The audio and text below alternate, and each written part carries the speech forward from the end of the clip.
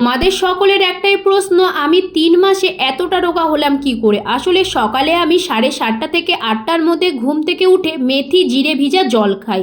তো সেটা খেয়ে কিন্তু আমি 30 মিনিটের জন্য এক্সারসাইজ করি। এক্সারসাইজ বলতে কিন্তু আমি কার্ডিওটা করি, তোমরা ইউটিউবে সার্চ করলেই পেয়ে যাবে। আমি কিন্তু চ্যালেঞ্জিং ভিডিওগুলো করতাম, যেমন 14 দিনের, 30 দিনের।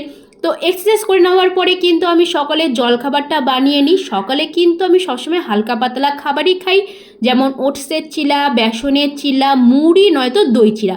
এই 4টার মধ্যে যে কোনো একটা খাবার আমি খেয়েই থাকি। তো সকালে কিন্তু আমি 7:30 মানে 8:30 থেকে 9টার মধ্যে খাওয়া দাওয়া করে আমি কিন্তু 10 থেকে 15 মিনিটের জন্য হাঁটাচলা করি। ফোনের মধ্যে যে কোনো একটা ভিডিও চালিয়ে হাঁটাচলা করি, যাতে আমার একটুকু বোরিং ফিল না হয়।